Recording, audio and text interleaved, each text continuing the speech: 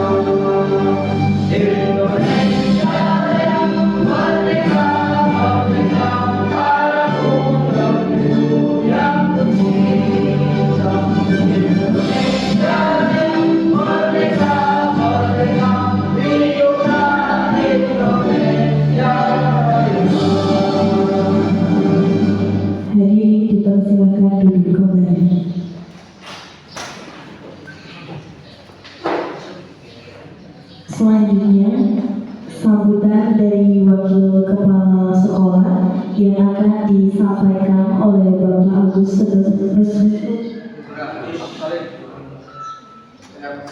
Selanjutnya, sambutan dari Wakil Kepala Sekolah yang akan disampaikan oleh Bapak Agus Nugraha SPD. Kepada beliau kami persilakan.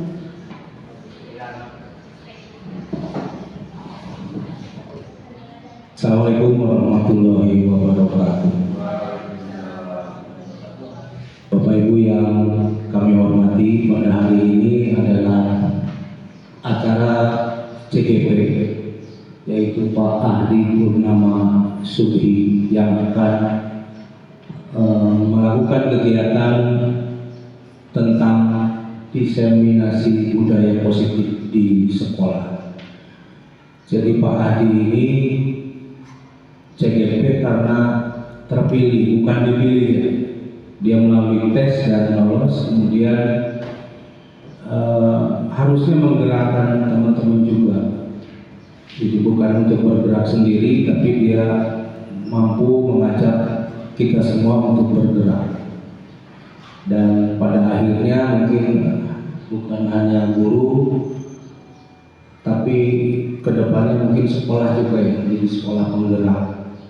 Biasanya seperti itu. Dan di sekolah kita ini dulu pernah akan menjadi sekolah penggerak, tetapi pimpinan kita tidak memungkinkan usianya karena kurang dari 4 tahun, sedangkan usia beliau tinggal 2 tahun lagi untuk pensiun. Jadi kita tidak bisa untuk menjadi sekolah penggerak. Dan mari kita dukung Pak Ahdi ini. Kira-kira apa yang harus dilakukan oleh CGP dengan fasilitas yang ada di sini, kita dukung apapun,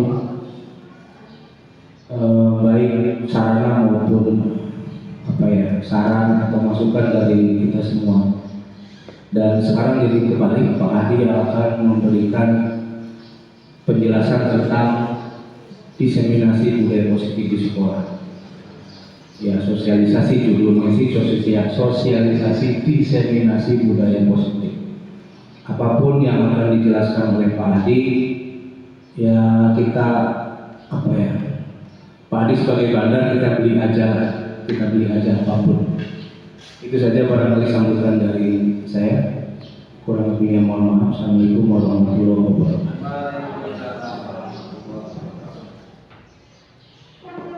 Terima kasih kepada Bapak Agus Nugraha SPD yang telah memberikan sambutannya.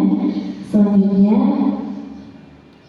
sambutan dari Bapak Purwiko kepada Bapak Salki SPD kami persilahkan. Assalamualaikum warahmatullahi wabarakatuh. Yang pertama, marilah kita panjatkan puji syukur kepada Allah Subhanahu wa Ta'ala yang pada hari ini alhamdulillah masih memberikan kita kesehatan, kenikmatan sehingga kita di sini bisa berkumpul bersama dalam acara sosialisasi dimensi budaya positif dalam program CJP yang diikuti oleh Bapak Adi Purnama Sugeng. Di sini yang akan saya sampaikan tidak banyak, artinya apa yang sekarang dilakukan oleh Pak Adi ya sebagai CJP di SMP 1 Suarabak, mudah-mudahan bisa diikuti oleh yang lainnya agar nanti ke depan sekolah kita banyak guru penggeraknya yang akhirnya bisa menggerakkan rekan-rekan yang lain untuk bisa memajukan sekolah kita dengan harapan dengan banyaknya guru penggerak, nilai untuk pendidikan, nilai daripada mutu sekolah insya Allah akan lebih baik lagi ketika kita diisi mungkin dengan banyaknya guru penggerak yang sekarang lagi booming, lagi digaulkan, yang tujuannya mungkin untuk memajukan sistem pendidikan yang ada di sekolah ini dan mungkin untuk sistem pendidikan yang ada mungkin di Indonesia. Lagi harapannya mudah-mudahan Pak Adi bisa berjalan sesuai harapan dan berhasil dan apa yang diharapkan bisa terlaksana. Itu saja yang bisa saya sampaikan sebagai motivasi kepada yang lainnya yang sama-sama aku di sini. Mudah-mudahan jejak Pak Adi bisa diikuti oleh teman-teman semua. Kurang lebihnya mohon maaf. Saya kira wassalamualaikum warahmatullahi wabarakatuh. Terima kasih kepada Bapak Salki SPD yang telah memberikan sambutannya. Selanjutnya, pemaparan materi terkait dengan diseminasi budaya positif oleh Bapak Adi Purnama Sugeng SPDI kepada beliau. Terima kasih. Bismillahirrahmanirrahim. Assalamualaikum warahmatullahi wabarakatuh. Yang terhormat Bapak Kepala Sekolah yang pada kesempatan hari ini diwakili oleh Bapak Wakasek Pak Agus Nugraha, saya aturkan terima kasih sudah mewakili Bapak Kepala Sekolah yang kebetulan pada saat hari ini beliau sedang melaksanakan tugas kedinasan di Sumber.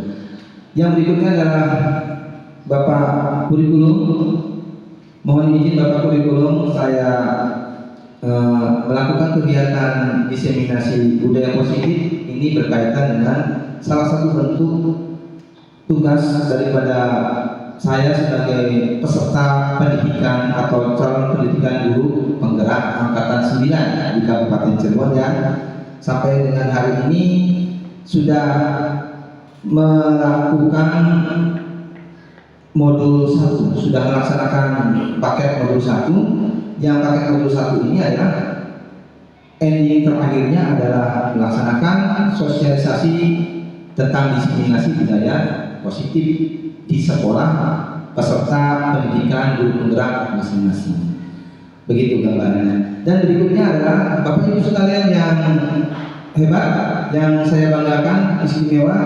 Alhamdulillah sudah bisa berkumpul, meluangkan waktunya, suatu apresiasi yang sangat saya apresiasi setinggi-tingginya buat Bapak Ibu yang meluangkan waktunya. Ini coba kita melihat materi yang akan saya sampaikan. Di antaranya adalah sebenarnya adalah merupakan bagian tugas tanggung jawab kita semua, bukan hanya saja guru penggerak atau calon guru penggerak, akan tetapi menjadi mutlak tanggung jawab kita semua sebagai guru, tenaga pendidikan atau seluruh warga sekolah. Salawat salam kita limpahkan kepada junjungan baginda Nabi besar, Nabi akhir zaman, Nabi Muhammad Rasulullah SAW, yang insya Allah yang pada saat hari ini kita melaksanakan sunnah-sunnah beliau, ajaran beliau, di mana mudah-mudahan di yaumil akhir nanti kita mendapatkan syafaat. Amin amin ya rabbal alamin. Bapak Wakil Kepala Sekolah, Pak Kurikulum, mohon izin saya berdiri mungkin. Ya, yang pertama Bapak Ibu, tentu kalau kita lihat pemaparan daripada yang positif di sekolah, pada prinsipnya Bapak Ibu semua sudah menerapkan. Apalagi melihat jam terbang ini, Bapak, kesempatan hari ini saya dihadiri oleh guru senior saya, istimewa ya, alhamdulillah. Ada Pak Oman, ada Pak Mukar yang masih semangat memberikan suri tauladan bagi generasi muda dengan nasihat-nasihat beliau, masukan-masukan beliau. Ini menjadi sebuah dorongan semangat bagi saya. Bagaimanapun juga saya sebagai mewakili generasi muda, tentunya dengan tonggak generasi muda inilah yang menjadi perintis, menjadi tongkat estafet ketika beliau sudah purna tugas. Begitu.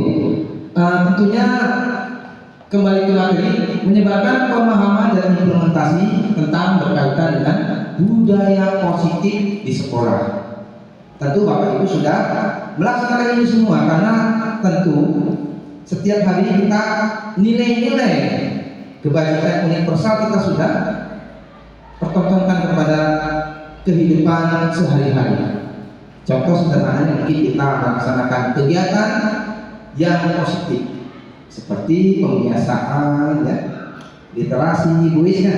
Nah, lantas membuat keyakinan kelas, kesepakatan kelas. Pada prinsipnya Bapak Ibu itu semua sudah menjalankan daripada nilai-nilai yang mendorong tentang terciptanya iklim budaya positif di sekolah. Setuju Bapak ya?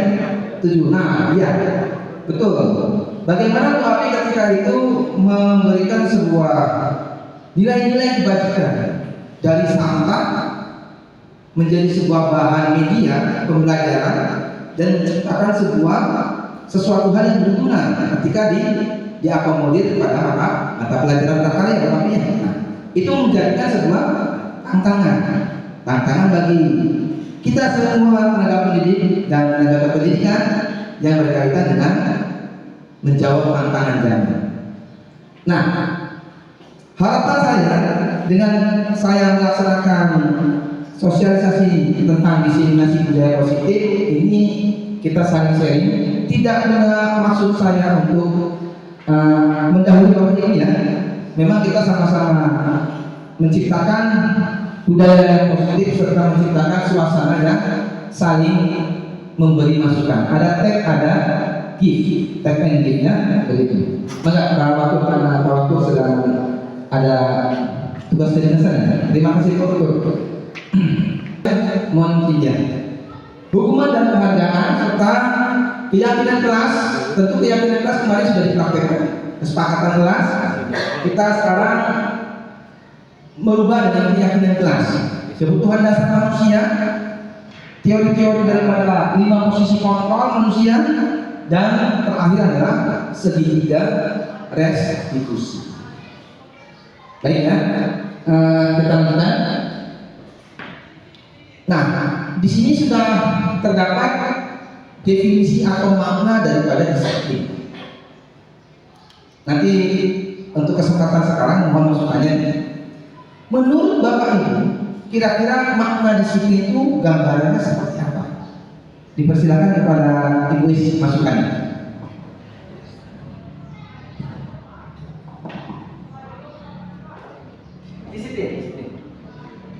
Disiplin untuk siswa. Ya, makna disiplin. Oh, makna disiplin. Makna disiplin yaitu merupakan kewenangan. Disiplin menurut saya pribadi merupakan tingkah laku manusia atau aturan Menyesuaikan aturan. ya yang disesuaikan dengan aturan yang ada di sekolah mungkin. Jadi mungkin bentuk daripada interaksi sosial yang dimana interaksi sosial antar manusia dan manusia ya, mempunyai koridor-koridor yang disebut norma. Norma nanti secara norma hukum nanti ada produk hukum. Artinya kalau disiplin itu penasaran ya? Disiplin apa sih Pak? Baik, sama-sama kita coba menggali ya lebih lanjut.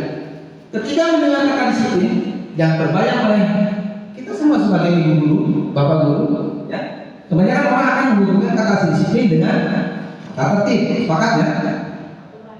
Aturan, usulis itu, dan kepatuhan pada aturan. Kalau bersifat patuh, jika melanggar ada konsekuensi. Seumpama Pak Budi memakai kendaraan bermotor tanpa helm. Jika nanti ditilang berarti ada konsekuensi. Nah, disiplin mengacu pada disiplin diri yang memiliki tanggung jawab terhadap apa yang dilakukannya berdasarkan nilai-nilai yang diyakini. Jika kita tidak memakai helm, apakah ketahui pertimbangannya karena takut sama aparat atau pertimbangannya tidak memakai helm karena mengabaikan keselamatan. Nah, ini perlu kita kaji ya. Jadi, kenapa tidak pakai helm? Karena saya mengabaikan keselamatan. Kenapa pakai helm? Karena saya takut pada Pak polisi. Ya kan? Dua unsur itu coba kita balik. Kenapa pakai helm? Karena saya khawatir bila terjadi sesuatu, saya seminimal mungkin menjaga keselamatan yang utama kepala, atau lebih meyakini terhadap sisi keselamatan. Kenapa tidak pakai helm? Karena saya mengabaikan, berarti mengabaikan keyakinan yang diyakini yaitu keselamatan. Disiplin positif merupakan penerapan disiplin yang bertujuan untuk menumbuhkan kesadaran serta memberdayakan siswa tanpa imbalan atau hukuman. Baik, ini nanti coba kita perlahan ya setelah hal berikutnya. Untuk menjadi seorang murid, tentu kita semua sudah pernah menjadi seorang murid. Seseorang harus memiliki alasan mengapa mereka mengikuti suatu aliran atau ajaran atau aturan yang tertentu, sehingga motivasi yang terbangun adalah motivasi intrinsik atau motivasi yang bukan ekstrinsik. Kalau intrinsik itu motivasinya berasal dari dalam, kalau ekstrinsik dari luar. Contoh ya sederhananya, Abah Oman kenapa setiap pagi itu lari pagi? Motivasi apa yang membuat Pak Oman setelah sholat subuh lari pagi? Sehat Pak. Sehat. Berarti tidak ada unsur paksaan?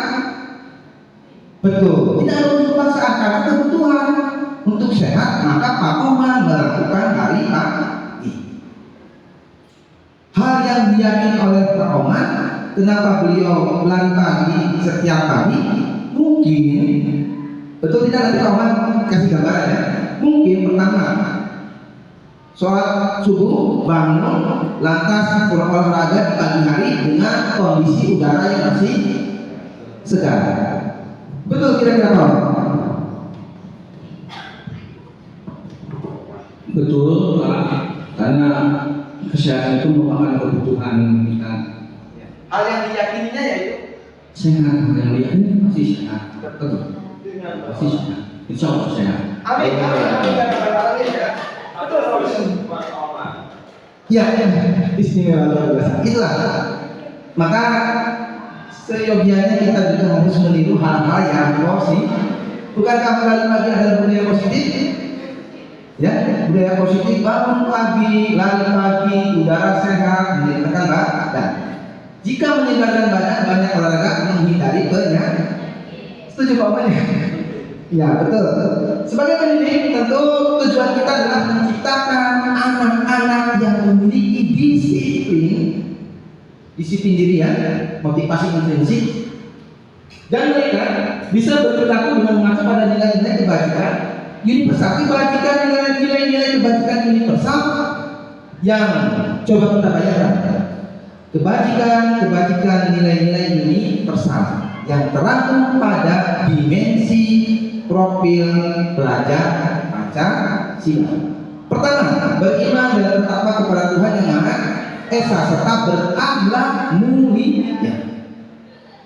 Harapan pemerintah itu adalah tujuan disiplin positif untuk memunculkan motivasi intrinsik yang berkaitan dengan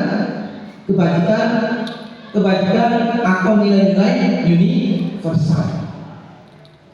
Menciptakan peserta didik yang kreatif, menciptakan peserta didik yang bergotong royong.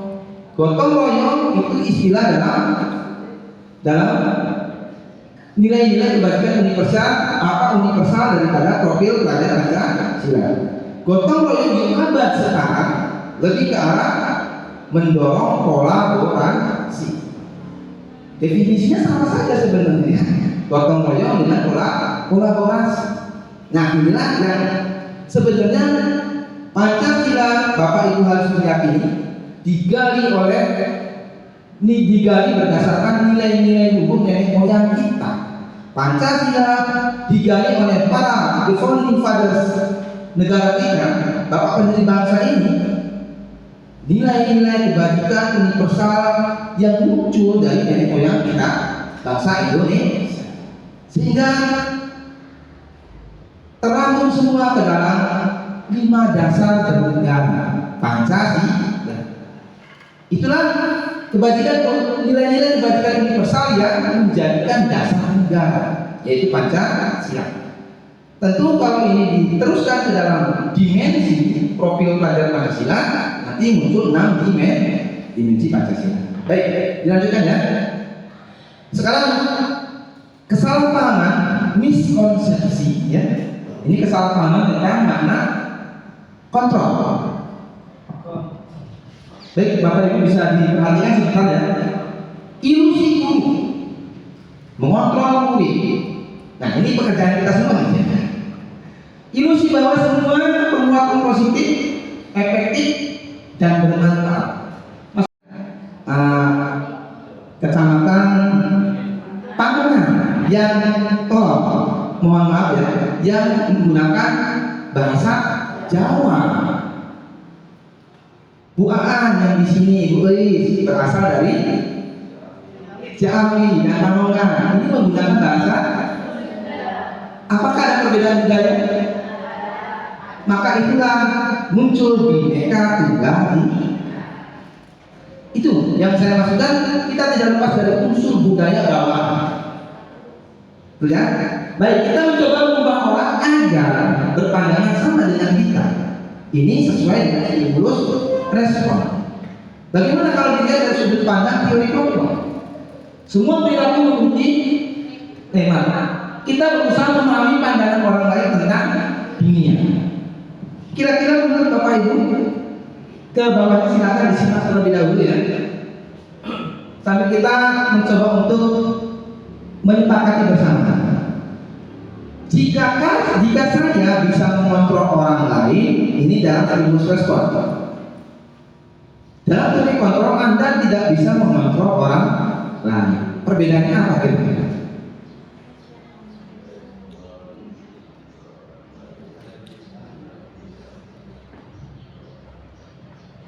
Baik, ini selanjutnya ya. Nanti kita simpulkan. Pemaksaan ada pada saat bujukan gagal. Ketika dibujuk gagal, dipaksa. Ini secara stimulus respon. Kolaborasi dan konsensus menciptakan pilihan baru. Kalau stimulus respon, model berpikir menang kalah. Nah sekarang model berpikir menang. Nah ini kita menarik di bagian terakhirnya. Jika kita berada di stimulus respon, selalu berorientasi terhadap kalau tidak menang kita kalah. Kalau tidak kalah berarti kita menang. Dalam mengatur posisi pendekatan teorinya. Di dalam hal ini beda dengan orang yang menempatkan diri terhadap posisi teori kontrol. Model berpikirnya adalah menang. Kalau yang ini tidak ada yang dirugikan, semuanya diuntungkan, sepakat ya? Kalau yang ini gimana Mbak Abi? Ada yang diuntungkan, Ada yang dirugikan, ada yang merasa untung karena menang, ya? rugi merasa kalah. Ya betul. Ini biasanya coba kita renungkan sejenak Bapak Ibu ya. Jika kita memposisikan sebagai ya menang dari arah, kalah dari abu, menang itu di bahasa pepatah nenek moyang kita yang dulu ya luar biasa. Betul. Nah dalam hal ini kesimpulannya adalah guru mempunyai sesuatu hal yang bisa ditempatkan ketika mengantisipasi peserta didik yang dalam hal ini adalah menciptakan untuk budaya posisi. Jika posisi kontrol guru adalah memposisikan dirinya sebagai stimulus respon, yang terjadi apa? Kalau tidak gurunya yang marah, muridnya yang sepakat ya? Dan itu tidak dikehendaki oleh bangsa kita. Kita dikenal dengan bangsa yang berbudaya luhur. Budaya Bung Elis, orang Sunda dengan budaya yang kita rasakan ya, tentu mempunyai nilai-nilai beda dengan budaya yang ini. Nah ini tidak lepas daripada nilai-nilai kebaikan universal. Contoh sederhananya adalah jika kita menerapkan posisi model berpikir menang, artinya tidak ada yang dirugikan. Berarti sulit Pak kalau begitu, kalau seumpama tidak mengerjakan PR, bagaimana kita menangnya? Mari kita akan melakukan sesuatu hal yang sifatnya adalah ini. Lanjutannya ya. Ini sudah ya berarti ya.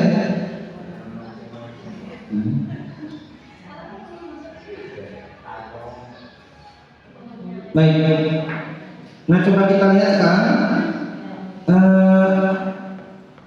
nilai-nilai kebajikan. Tadi sudah sedikit banyaknya saya sudah bahas ya. Nilai kebajikan universal berarti nilai-nilai kebajikan yang disepakati bersama. Nilai-nilai ini merupakan payung besar. Kita kalau mengibaratkan sebuah payung itu adalah yang melindungi kan. Payung hukum berarti yang melindungi secara hukum. Payung hujan melindungi kita dari air hujan. Dari sikap dan perilaku kita. Atau nilai-nilai ini merupakan pondasi kita berperilaku. Di mana apa? Profil pelajar Pancasila mengisyaratkan adalah 6 dimensi: beriman pertama kepada Tuhan Yang Maha Esa serta berakhlak mulia, mandiri, bernalar kritis, berkebinekaan global, bergotong royong, serta yang terakhir adalah kreatif. Harapan daripada bangsa kita dalam tujuan konsep tujuan pendidikan nasional di negara kita adalah semuanya bermuara pada profil pelajar Pancasila. Sehingga harapannya peserta didik ini mencerminkan profil pelajar Pancasila dalam standar kompetensi lulusan. Yang tentunya profil pelajar Pancasila jika kita mengambil daripada intisari daripada Pancasila. Jika kita mengabaikan daripada hal ini, kalau kita konversikan ke generasi sekarang, berarti nilai-nilai dibagikan universal. Coba kita lihat konteksnya dunia ya. Beriman bertakwa, tentu semua negara mempunyai konsep yang sama, yaitu apa? Negara yang mengakui adanya agama. Ya, mandiri, kemandirian. Ini juga bagian daripada nilai-nilai universal. Nilai-nilai universal itu adalah nilai-nilai yang disepakati oleh konsensus masyarakat umum dunia. Nilai-nilai luhurnya bernalar kritis, berkebinekaan global. Ya tentu kalau berkebinekaan global ini bukan hanya saja kita sebagai bangsa Indonesia, bangsa-bangsa luar pun pasti ada perbedaan suku, bangsa, bahasa dan sebagainya. Bergotong royong, nah ini yang saya bergotong royong itu adalah berkolaborasi di era pendidikan abad 21. Begitu. Kita lanjut lagi ya. Kreatif sudah. Motivasi perilaku manusia ini yang harus kita bedakan. Jika kita mempunyai motivasi tentang perilaku kita sebagai manusia, dilihat dari sudut pandang apa? Yang pertama adalah untuk menghindari ketidaknyamanan atau hukuman. Terkadang kita mematuhi suatu aturan karena hanya untuk menghindari ketidaknyamanan atau menghindari hukuman. Jika tadi dalam di awal saya menyampaikan, jika Pak Wi tidak memakai helm, kalau alasannya adalah mengabaikan keselamatan, ya berarti menghindari kenyamanan. Harusnya pakai helm itu nyaman, karena aman, ya kan? Sekarang gimana? Jika Pak Wi tidak memakai helm karena apa ya? Jika Pak Wi memakai helm supaya tidak ditangkap aparat, ditilang, berarti menghindari harusnya pakai helm itu dipakai karena untuk keselamatan. Itulah yang saya maksud, untuk keselamatan, bukan karena untuk menghindari polisi, ya kan? Atau biar tidak ditilang. Karena harusnya kita memakai helm karena kita yakin, karena kita sadar bahwasanya keselamatan di atas segala sepakat ya? Ini teori motivasi perilaku manusia untuk menghindari ketidaknyamanan atau hukuman, untuk mendapatkan imbalan atau penghargaan. Ini biasanya kita terapkan. Konteksnya di sekolah sultan ya. Perilaku murid ketika mendapatkan imbalan atau penghargaan dari orang lain. Jadi ketika berprestasi kita kasih reward ya. Setuju? Setuju. Jika tidak berprestasi berarti tidak dikasih reward. Begitu gambaran. Baik, untuk menjawab ini semua nanti kita coba akan terbuka pikirannya ke halaman berikutnya nanti. Untuk menjadi orang yang mereka inginkan dan menghargai diri sendiri dengan nilai-nilai yang mereka percaya. Menurut Bapak ini, idealnya yang mana kira-kira kita menempatkan peserta didik itu harusnya? Apakah menghindari ketidaknyamanan atau hukuman dari kita, atau peserta didik itu idealnya di posisi untuk mendapatkan imbalan sehingga mereka rajin, untuk mendapatkan penghargaan sehingga mereka ulet belajar, atau di posisi ketiga yaitu untuk menjadi orang yang mereka, maksudnya peserta didik, inginkan dan menghargai diri sendiri dengan nilai yang mereka percaya. Tiga, ini karena jam terbangnya tinggi Pak Mekar ya, sesepuh ini langsung bisa menebak. Untuk perilaku manusia terutama yang diterapkan di anak didik adalah yang sesuai dengan kurikulum yang sekarang.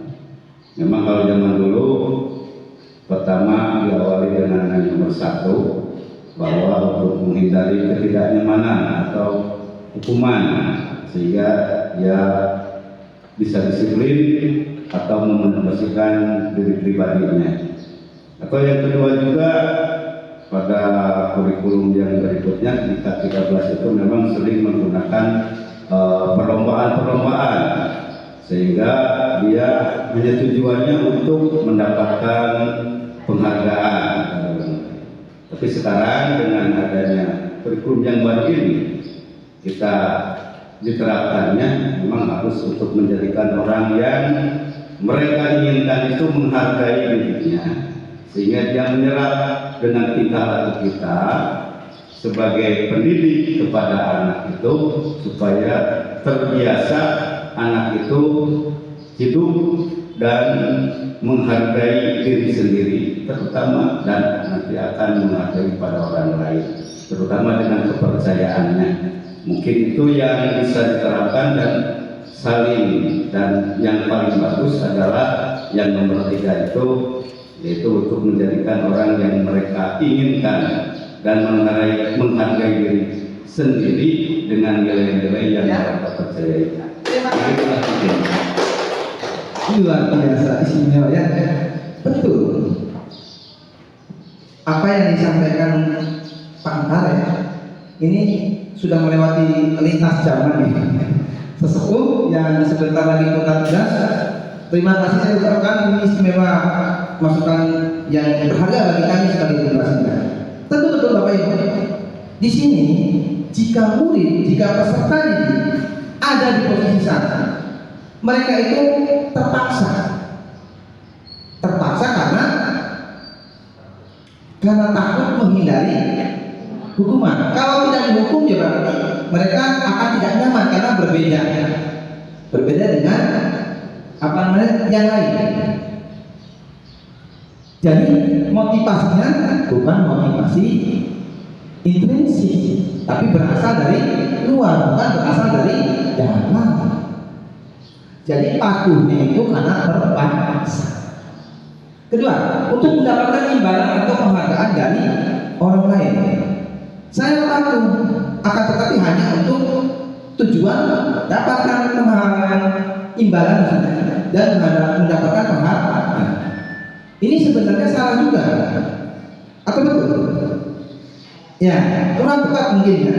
Kenapa? Karena terkadang imbalan itu jika sekali mereka gagal, maka mereka mengasihkan diri. Percuma lah saya mau nggak ikut juga dan nggak bakal dapat hadiah begitu.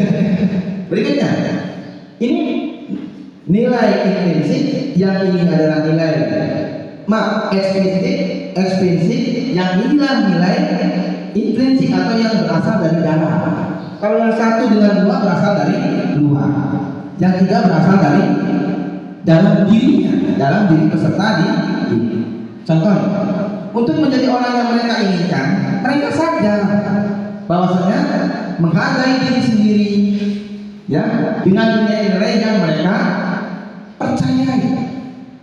Tadi seperti yang saya gambarkan, jika saya tidak memakai helm, keselamatan saya membahayakan diri sendiri. Maka saya pakai helm kalau berkendaraan bermotor. Artinya kesadaran itu muncul dari dirinya sendiri. Begitu. Dilanjut, hukuman, konsekuensi dan restitusi. Hukuman bersifat satu arah. Betul ya? Hukuman bersifat satu arah dari pihak guru yang memberikan dan murid hanya menerima suatu hukuman yang tanpa melalui. Nah sekarang identitas gagal dengan identitas sukses memaknai jika hukuman masuk ke identitas gagal, jika konsekuensi masuk ke identitas sukses. Ada hukuman, ada disiplin. Jika disiplin terbagi menjadi dua, konsekuensi dan restitusi. Ini gambaran tahapannya. Jika kita melakukan ada di posisi hukuman, kita ini telah melaksanakan identitas gagal. Coba kita maknai ya. Jika kita ingin identitasnya sukses, kita terapkan disiplin. Disiplin terdiri dari dua Dua konsep, konsekuensi atau restitusi. Jika menggunakan konsekuensi, nanti ada perbedaan dengan restitusi. Baik ya. Yang pertama adalah murid belajar menyembunyikan kesalahan. Konsekuensi yang lainnya, murid belajar taat peraturan. Ini konteksnya berbohong, ini taat peraturan tetapi bisa terpaksa, yang tadi ya, bisa terpaksa atau belum ada kesadaran diri. Yang berikutnya, murid anak belajar memecahkan masalah. Artinya dia memaknai kenapa saya berbuat salah, sehingga ada solusi ketika berbuat salah. Baik, mencoba mengontrol anak dengan penguatan negatif, ya, mencoba mengontrol anak dengan penguatan positif. Anak paham bahwa dirinya sendiri yang pegang kendali kontrol. Begitu. Kita lanjutkan ya. Tiba-tiba tidak diharapkan atau sangat melukai, sudah diketahui masuk akal. Ini instrumennya ya, berupa undangan untuk mengadakan restitusi. Kita fokus di terakhir. Menyakitkan dampak dari hukuman, menyakitkan. Guru menjalani konsekuensi dengan menyalahkan, mengkritik, menyindir, merendahkan peserta didik. Kalau kita menerapkan hukuman, jika kita menerapkan konsekuensi, berarti kita telah membantu guru menyatakan peraturan, tata tertib, melakukan peringatan dan menerapkan konsekuensi. Jika kita tidak memakai status umpama, berarti ada konsekuensi yang harus dijalani oleh peserta didik. Contoh sepertinya tidak sama dengan peserta didik lain, atau tidak memakai atribut sekolah yang lain, maka guru menerapkan konsekuensi. Akan tetapi kalau restitusi adalah caranya menguatkan. Guru menyebutkan keyakinan kelas, membimbing kerangka acuan berpikir restitusi murid terhadap atau anak. Contohnya begini. Jika peserta didik ketika itu tidak menggunakan atribut sekolah, umpama dasi sekolah, maka seorang guru itu tidak langsung berada di posisi ini. Karena kalau berada di posisi hukuman, peserta didik akan menimbulkan efek menyakitkan. Guru menjalani konsekuensi dengan menyalahkan, kenapa kamu tidak pakai dasi, tanpa mengetahui terlebih dahulu latar belakangnya. Nah, kalau di posisi restitusi, guru menguatkan apa? Menguatkan kenapa tidak menggunakan dasi pada saat hari itu. Apakah lupa? Apakah dasinya dipinjam? Apa dipinjam sama orang lain? Segala sesuatu hal bisa terjadi. Apakah dasinya juga jatuh di mobil seumpama karena buru-buru dan lain sebagainya. Guru menyebutkan keyakinan kelas. Jika tidak memakai dasi, berarti keyakinan kelas apa yang kamu yakini? Berarti disiplin. Jadi alasan tidak menggunakan dasi itu muncul dari siswa. Kesalahannya pun muncul dari peserta didik juga, bukan dari gurunya. Artinya posisi guru hanya sebagai di posisi restitusi. Jadi anak ini sadar dengan tindakan yang salah, tindakan yang tidak sesuai dengan keyakinan kelas yang dibangun. Sehingga apa? Sehingga membimbing kerangka acuan berpikir restitusi murid atau peserta. Idealnya tugas kita membimbing kerangka acuan berpikir restitusi bagi peserta didik atau murid, sehingga tidak di posisi menyalahkan anak, tidak di posisi menyatakan peraturan dan kalau melanggar ada konsekuensi, tapi guru di posisi membimbing, menyadarkan anak keyakinan kelas apa yang mereka tidak yakini, sehingga apa? Muncul kesadaran anak. Jika tidak meyakini begitu, berarti ke depan mau akan ada apa? Seumpama jika saya nanti ke depan dasi tersebut akan saya simpan terus di tas biar tidak lupa, biar tidak ketinggalan dan sebagainya. Baik, sekarang nah ini bentuk-bentuk daripada instrumen hukuman, konsekuensi dan sebagainya. Mencatat 100 kali di dalam buku kalimat seperti di awal-awal, saya tidak akan terlambat lagi karena terlambat ke sekolah. Mencatat 100 kali. Apakah masuk ke dalam hukuman? Apakah masuk ke dalam konsekuensi? Atau masuk restitusi? Hukuman? Iya, hukuman. Kenapa hukuman?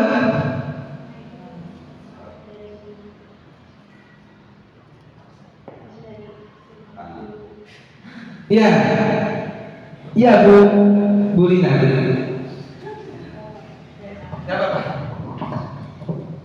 Kalau menurut saya itu termasuk hukuman karena searah yang diberikan oleh salah satu guru bukan kesepakatan antara dua pihak, antara guru dan siswa. Jadi termasuk hukuman. Terima kasih Bu Lina ya, luar biasa. Ya, kan sekarang baik. Lari mengelilingi lapangan basket 2 kali karena terlambat hadir di sekolah. Hukuman atau konsekuensi? Hukuman? Bingung? Baik ya. Nanti saya kasih waktu beberapa menit untuk Ibu coba merenungkan daripada poin-poin ini sampai dengan selesai. Nanti kita berlanjut ke halaman selanjutnya. Nanti Bapak Ibu akan memaknai ini adalah bentuk konkret hukuman, bentuk konkret daripada konsekuensi, dan bentuk konkret daripada penerapan segitiga restitusi.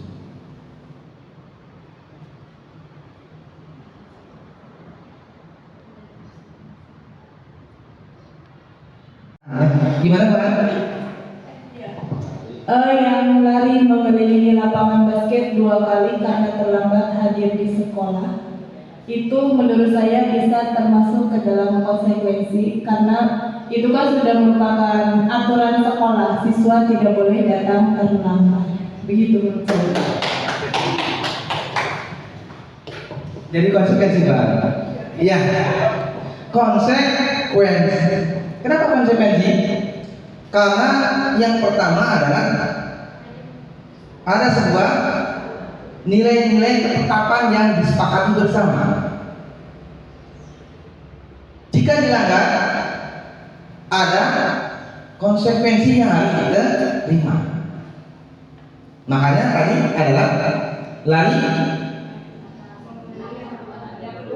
mengelilingi lapangan basket 2 kali karena terlambat hadir di sekolah. Bukan hukuman Pak. Baik, untuk menjawab pertanyaan kita semua, ini apakah masuk hukuman atau konsekuensi? Kita masuk ke dalam materi selanjutnya. Ya, penghargaan juga terkadang menghukum. Sepakat tidak? Penghargaan itu terkadang menghukum kita. Kenapa? Mari kita coba lihat. Penghargaan efektif jika kita menginginkan seseorang melakukan sesuatu yang kita inginkan dalam jangka waktu pendek. Penghargaan tidak efektif. Penghargaan merusak hubungan. Mereka yang percaya bahwa mereka tidak memiliki kesempatan untuk mendapatkan penghargaan akan tidak bersemangat lagi. Akan udah biasanya itu yang OSIS saja, itu biasanya ketua kelas saja, merasa minder, mengasihkan diri, sehingga akan berhenti mencoba. Berikutnya, penghargaan menurunkan kualitas. Berikutnya lagi, penghargaan mematikan kreativitas. Jadi mematikan kreativitas di sini adalah jika kita tidak dikasih reward, semangatnya itu akan berkurang. Semangat berkaryanya berkurang, dagang nilai ini. Nah, iya kan? Contoh pengerjaan tugas daripada hasil untuk kerja anak, produk anak, PR anak. Jika kita tidak nilai, ya kan? Maka pada akhirnya anak tidak mau mengerjakan. Jika dinilai mengerjakan, akan tetapi ini akan kembali lagi ke penghargaan menjadi tidak efektif. Contoh begini, ketika anak mengerjakan PR, ada nilai tertentu, bukan nilai. Yang mendapatkan nilai besar, nanti bapak ibu kasih uang jajan sekian, apa makanan ini. Bagi yang tidak merasa mampu, saya akan berhenti mencoba seadanya saja PR. Tidak memunculkan motivasi. Kenapa? Karena mereka yakini yang menang pasti anak yang ranking pertama, anak yang terbaik. Baik ya. Sekarang coba lihat, mengapa keyakinan kelas? Mengapa tidak peraturan kelas saja?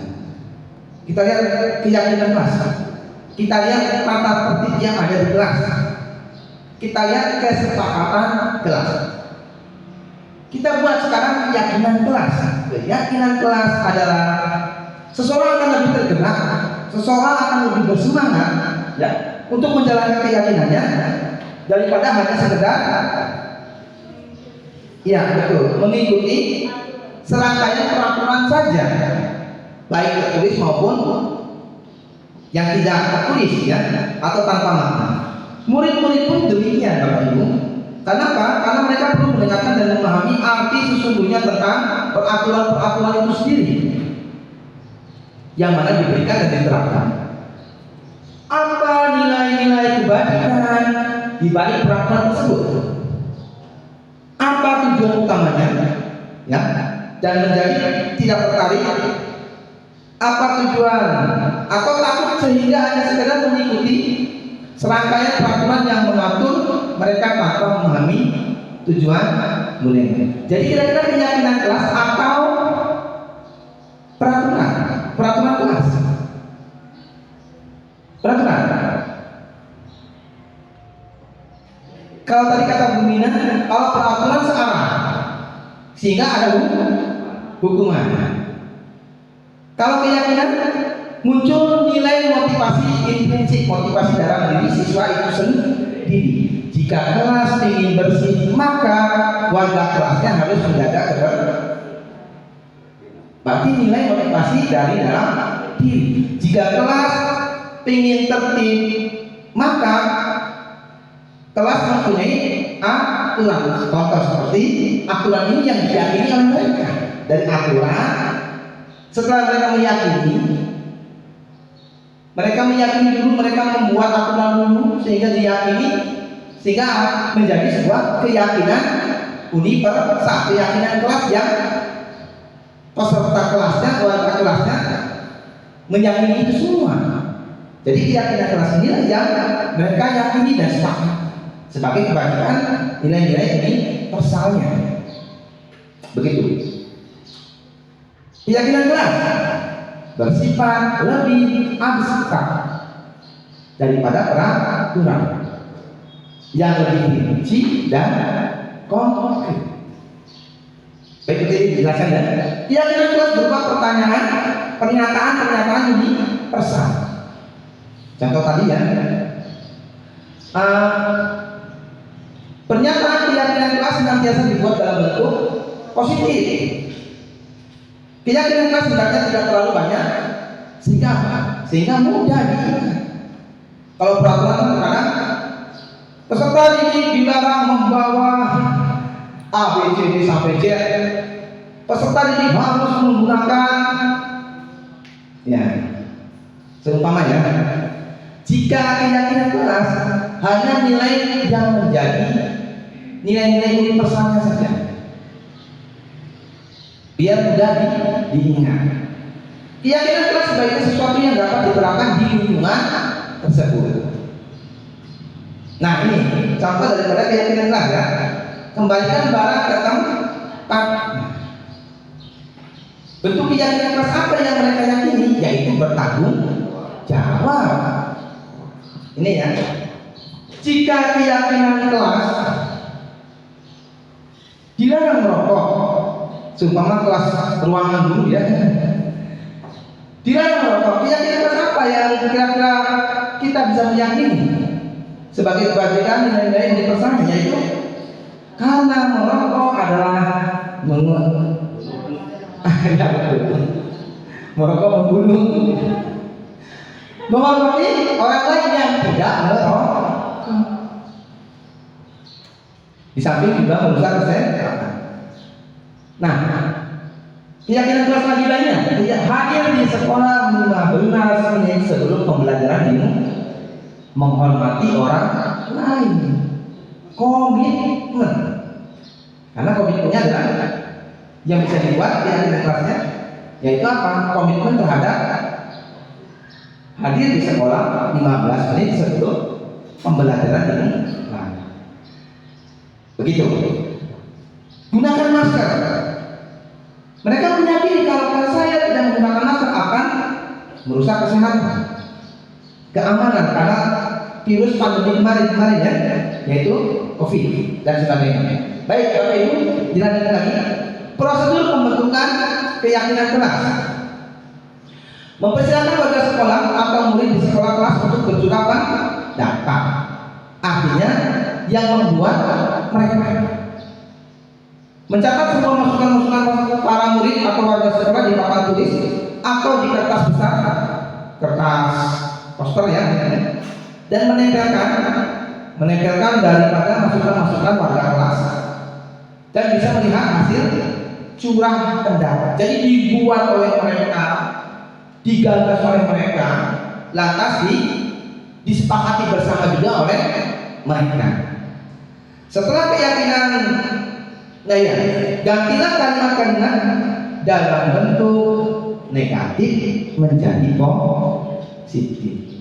Tadi yang saya sampaikan, kalimat negatif itu dilarang ini, jangan berlari di halaman sekolah atau di teras ya, jangan membuang sampah sembarangan. Tapi kalau kita merubah kalimat itu menjadi kalimat positif, enggak istimewa. Buanglah sampah pada tempatnya. Jangan membuang sampah sembarangan. Berubah menjadi kalimat positifnya adalah buanglah sampah pada tempat. Betul, Putri, luar biasa tidak? Kita lanjutkan. Kebutuhan dasar manusia. Ada beberapa kebutuhan yang mendasar bagi manusia. Yang pertama adalah bertahan hidup, survive. Yes or no, kan? Yes. Survive, bertahan hidup, mempertahankan hidup. Tentu kebutuhan yang bersifat fisiologis ya. Untuk bertahan hidup ini misalnya adalah menjaga kesehatan, kebutuhan akan rumah, ya kan, dan makanan dan lain sebagainya. Ini kebutuhan yang mendasar karena untuk bertahan hidup. Kasih sayang, ini yang coba kita mengenai. Kasih sayang dan rasa diterima. Kebutuhan ini juga, ya, kebutuhan ini juga meliputi keinginan untuk tetap terhubung dengan orang lain. Maka kecenderungannya adalah ini bekan yang biasa menangani, pasti akan ada korelasi. Kebebasan, kebutuhan apa? Kebutuhan kebebasan, kebutuhan kesenangan, dan kebutuhan penguasaan. Ini sudah sifat alami manusia ya. Kebutuhan ini berhubungan dengan kekuatan untuk mencapai sesuatu. Dan itu adalah fitrah manusia, naluri manusia. Pengen menduduki sesuatu, pengen menjadi dari titik A ke titik B. Ya tentu ini berdasarkan motivasinya ya begitu. Nah, berikutnya adalah coba kita lihat posisi kontrol. Menarik ya, posisi kontrol. Penghukum, jika kita menetapkan sebagai penghukum, seorang penghukum bisa menggunakan hukuman fisik. Hukuman fisik maupun hukuman verbal, kata-kata. Jika guru ditempatkan atau menempatkan dirinya sebagai seorang penghukum, maka akan muncul ciri-ciri itu. Awas, ini ya. Patuhi aturan saya. Jika tidak, bla bla bla. Awas kalau tidak mengerjakan PR, terutama. Kamu tiap hari telat terus, pasti kamu selalu salah. Ini seorang guru menempatkan di posisi bagaimana seorang guru menempatkan di posisi penghukum? Coba yang ini. Pembuat merasa bersalah. Selain penghukum, guru juga bisa menempatkan posisi kontrolnya sebagai pembuat merasa bersalah. Dengan cara apa? Ciri-cirinya adalah pembuat merasa bersalah ini akan menggunakan kehendak yang membuat orang lain merasa tidak nyaman, bersalah atau rendah diri. Sehingga apa? Sehingga posisi kontrol yang kedua ini adalah contohnya yang diucapkan oleh ibu sangat kecewa sekali dengan kamu, dengan nada yang tidak terlalu tinggi, tapi menciptakan sebuah keheningan, sehingga peserta didik ini mampu menciptakan sebuah pemikiran yang karena gara-gara saya akhirnya saya merasa bersalah, sehingga muncul kata-kata ibu sangat kecewa sekali dengan perbuatan kamu dan lain sebagainya. Nah, jika guru menempatkan di posisi tengah, apa kira-kira? Yaitu, ayo berdoa demi Bapak ya. Contoh misalkan kita buah kemarin dan seumpamanya. Ketika peserta didik buahan yang dari bahasa Inggris mengikuti pembelajaran, harapannya nanti akan diikutsertakan sebagai perwakilan lomba sekolah dan berprestasi.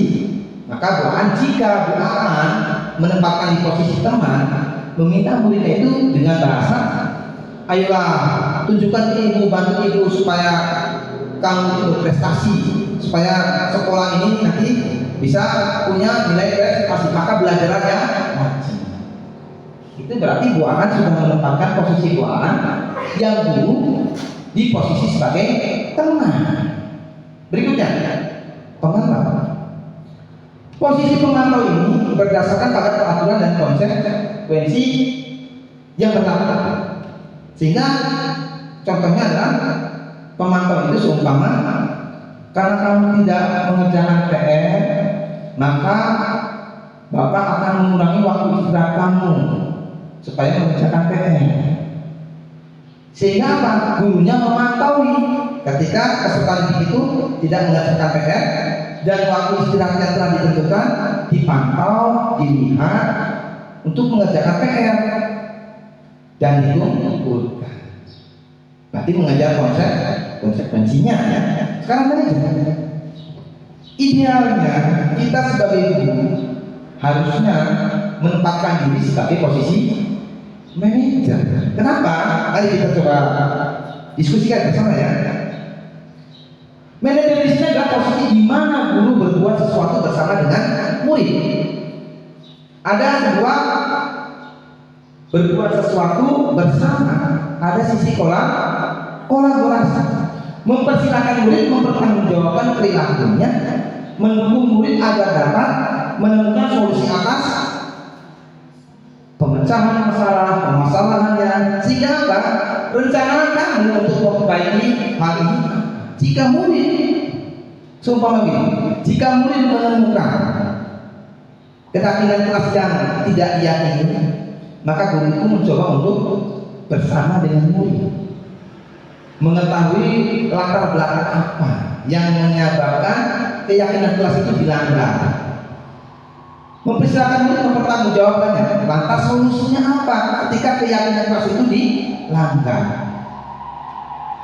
dan serta mendukung murid agar menemukan solusi permasalahan. Contoh sederhana ya, untuk menjawab jika guru di posisi manajer, jika peserta didik melanggar keyakinan kelas. Jika seumpama Faris membuang sampah di kolong meja, berarti ketika menerapkan ini, maka apa? Guru mencoba untuk berkomunikasi bersama dengan Faris ya, menyelesaikan masalah. Masalahnya apa? Keyakinan kelas yang dilanggar. Keyakinan kelasnya menjaga kebersihan. mempersilahkan Paris mempertanggungjawabkan perilakunya agar tidak membuang sampah sembarangan. Kenapa bisa membuang sampah sembarangan? Diketahui dulu latar belakang alasan dan sebagainya, dan nanti akan endingnya adalah rencana Paris memperbaiki kesalahan ini bagaimana, bukan langsung menghukum. Baik, terima kasih. Posisi kontrol ini beberapa kajian ya, di mana ada motivasi eksternal dan motivasi intrinsik, faktor luar, faktor dalam. Contoh ini motivasinya, guru berbuat, guru berkata, hasilnya. Sehingga jika kita di posisi motivasi eksternal, maka kita ada identitas gagal, ada identitas berhasil. Perilaku kontrol negatif dan perilaku positif, kontrol positifnya. Penghukum, pembuat orang merasa bersalah. Jika kita di posisi teman, ini posisi kontrol gurunya. Jika kita di posisi teman dan jika kita di posisi tim pemantau. Jika kita terakhir itu di posisi manajer. Ini perbedaannya. Contoh, guru berkata, jika guru berkata, kalau kamu tidak melakukannya, saya akan menghukum kamu. Lari 100 kali bilang, berarti di posisi penghukum. Jika pembuat orang merasa bersalah, kamu sudah mengecewakan bapak, ya, kamu sudah mengecewakan ibu, karena kelakuan kamu yang melanggar keyakinan kelas. Jadi peserta didik itu dibawa terhadap suasana yang hening dan akhirnya merasa bersalah karena perbuatan yang dilanggarnya. Jika kita di posisi teman, lakukan untuk bapak atau ibu, ya. Contoh tadi doaan ya sudah, nanti bapak ibu bantu bereskan. Ini posisi teman. Jika ada peserta didik yang berkonsultasi, Pak, mohon maaf, saya kemarin tidak mengerjakan tugas mata pelajaran matematika. Peserta didik ini curhatnya, konsultasinya ke wali kelas. Jika wali kelas menempatkan dirinya sebagai seorang teman, posisi kontrol teman, maka wali kelas ini akan berkata, ya sudah, nanti bapak bereskan. Alasan kamunya apa? Ya tentu harus mengetahui dulu ya. Tapi beliau menempatkan guru ini menempatkan sebagai teman seperti itu. Karena teman. Jika guru melakukan ini identitas gagal, ini identitas berhasil sukses. Sehingga perilaku kontrol positif sebagai teman memantau, idealnya adalah sebagai manajer. Contoh sebagai manajer, jika guru berkata di posisi manajer ini, apa yang kita yakini? Coba kalau di posisi hukuman, kalau kamu tidak melakukannya, saya akan ada bentuk pelanggaran yang harus ditanggung. Kalau kamu meyakininya, maukah kamu memperbaikinya? Ini motivasi, menggali motivasi keyakinan yang dilanggar, sehingga apa? Ada perbaikan. Kalau kamu memperbaikinya, jadi kira-kira harus akan menggambarkan apa tentang dirimu, sehingga mencari solusi dari keyakinan yang dilanggar. Begitu. Hasilnya, nah ini poin pentingnya. Jika posisi guru ini motivasinya ya, nanti akan menjadi sebuah motivasi. Jika di posisi penghukum, siswa memberontak, siswa akan melawan. Jika guru menempatkan posisi kontrolnya sebagai penghukum, kenapa? Karena menghindari tidaknya nyaman, ya. Memberontak, pendendam, menyalahkan orang lain. Saya terlambat karena orang tua saya menyuruh saya, menyalahkan orang lain. Saya terlambat karena angkotnya lama, menyalahkan orang lain. Pembuat merasa bersalah, hasilnya bagaimana? menyembunyikan, menyangkal, dan berbohong. Kenapa kamu terlambat? Motornya kempes Pak, itu mengada-ngada. Padahal tidak kempes ya. Ini, yaitu apa? Menyembunyikan serta menyangkal serta berbohong.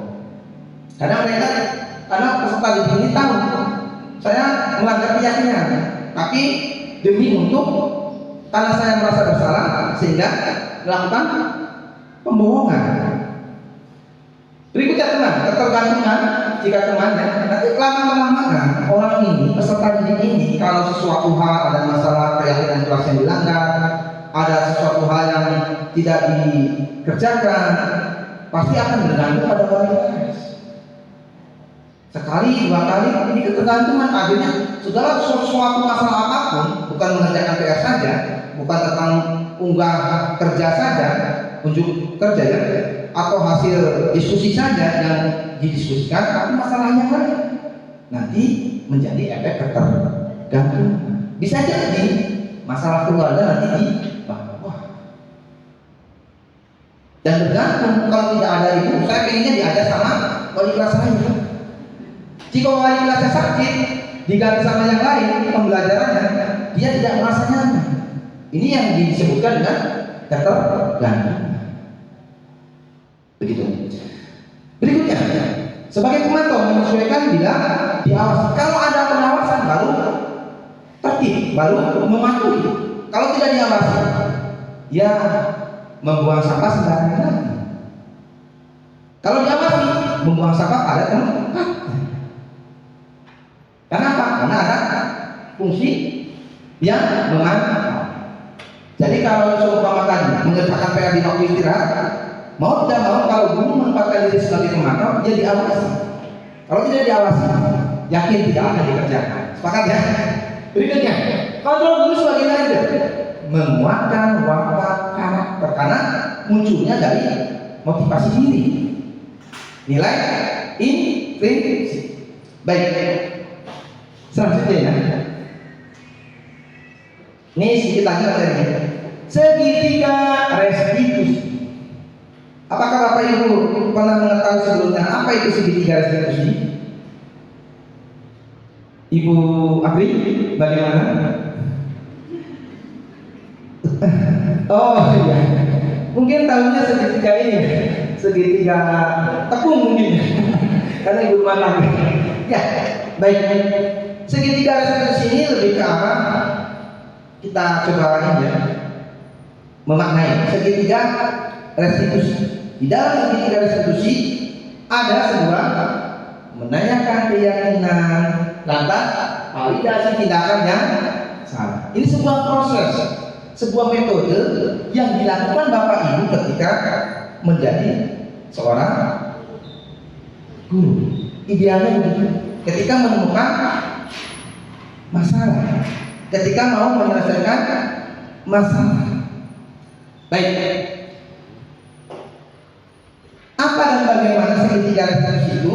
Yang pertama adalah menstabilkan identitas. Jadi ketika murid itu punya permasalahan, distabilkan terlebih dahulu identitas, distabilkan terlebih dahulu. Kenapa mereka ini punya keyakinan kelas yang dilanggar? Setelah itu apa?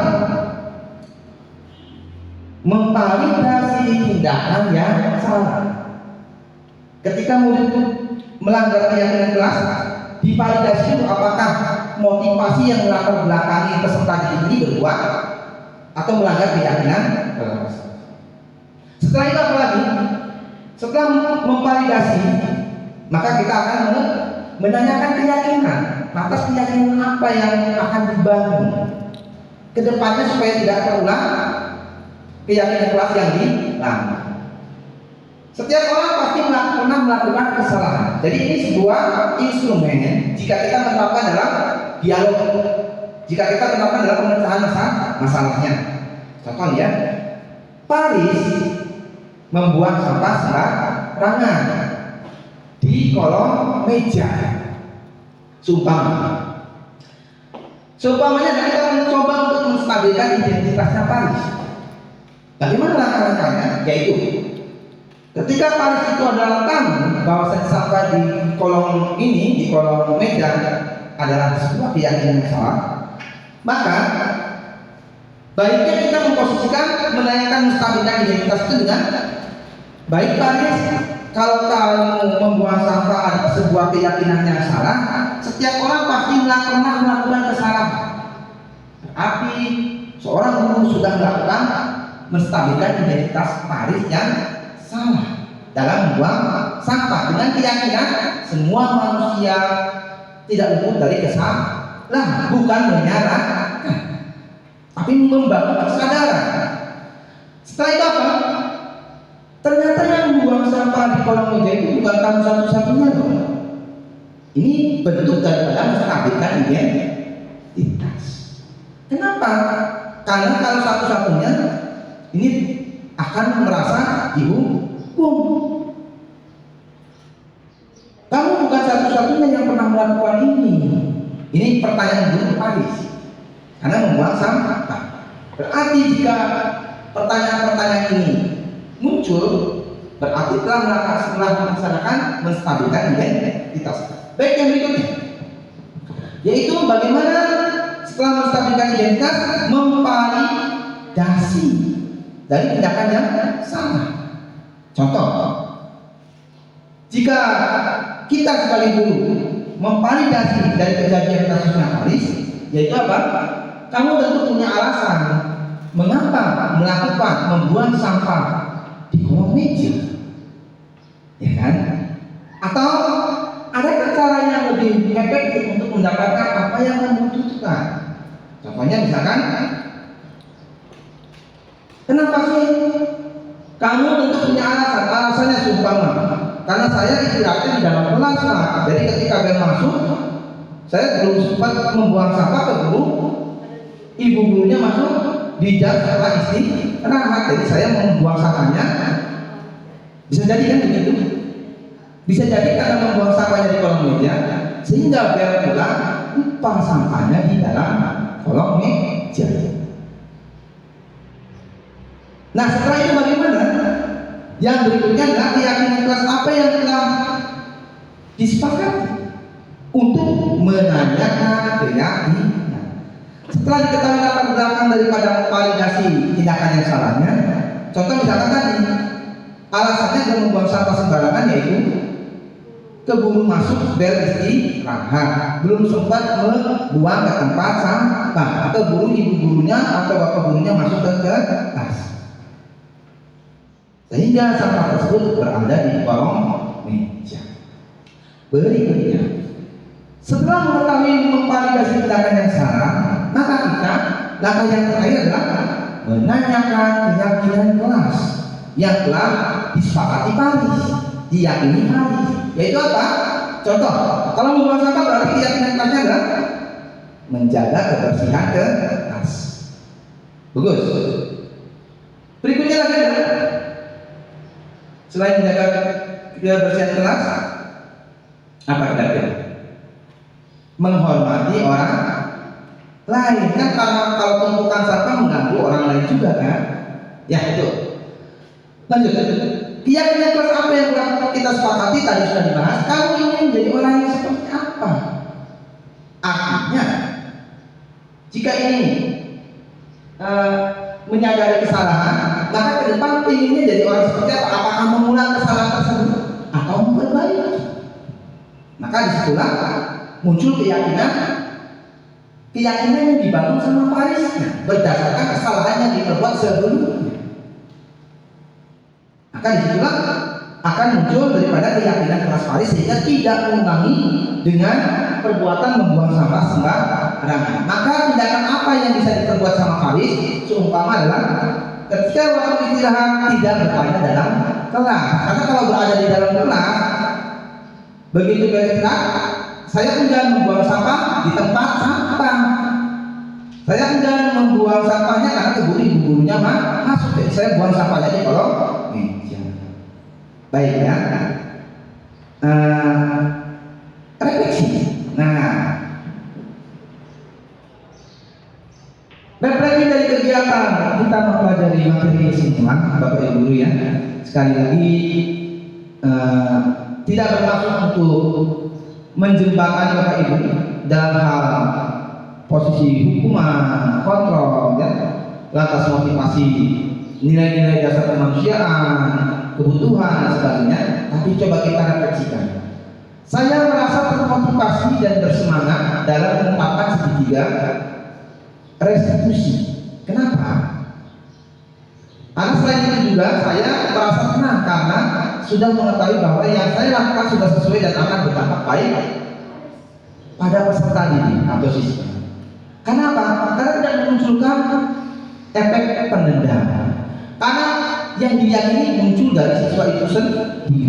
Jadi siswa itu muncul keyakinan yang dia rasakan, keyakinan yang dia akan perbaiki. Jadi kalau kita terapkan budaya positif ke depan di sekolah kita, mungkin paling tidak kita mencoba untuk merubah ke hal yang negatif menjadi positif. Mudah-mudahan harapan pemerintah dan harapan seluruh Bapak Ibu semua bisa terwujud. Ya. Berikutnya adalah perbaikan. Saya merasa perlu untuk terus berlatih dalam menerapkan segitiga restitusi. Kenapa? Ya tentu dalam menerapkan dan mempraktikkan ini penuh tantangan. Padahal sebenarnya Bapak Ibu sudah melakukan segitiga restitusi, cuma beberapa langkah mungkin. Contoh, ada yang semisalnya ada yang tidak mengerjakan PR. Bapak Ibu pasti menanyakan dasarnya kan? Kenapa sih kamu tidak mengerjakan tugasnya Ibu? Itu yang paling banyak dilakukan oleh Bapak Ibu. Ketika tidak mengerjakan PR oleh peserta didik, maka Bapak Ibu selalu menanyakan kenapa sih tidak mengerjakan tugas dari Ibu? Setuju ya?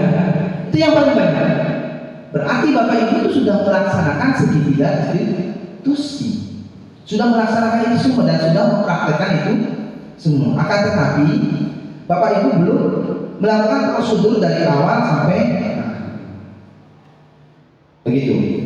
Baik ya, kita lanjutkan kembali nanti di kesempatan berikutnya. Mudah-mudahan sesi diskusi ini, sesi presentasi ini, sesi sosialisasi ini saya akhiri, dan tentu sebelum saya mengakhiri nanti ada beberapa pandangan refleksi yang nanti Bapak Ibu bisa menguatkan saya ke depan sebagai khususnya sebagai calon guru penggerak ya, atau calon peserta pendidikan guru penggerak yang angkatan 9, yang tentunya ini menjadi sebuah tugas yang diamanatkan oleh pemerintah untuk menjembatani budaya positif ini dan bisa mewujudkan aksi nyatanya di sekolah. Itu saja Bapak Ibu, nanti kita berakhir pada forum diskusi atau pertanyaan atau refleksi berikutnya. Saya akhiri dulu untuk penyampaian materinya. Terima kasih. Assalamualaikum warahmatullahi wabarakatuh. Atau saling menguatkan atau ada saran refleksi, kami persilakan. Silakan Bapak Ibu barangkali ada yang bertanya. Ya, terima kasih Pak Engkar. Silakan Pak, refleksinya dari kegiatan ini kira-kira bagaimana?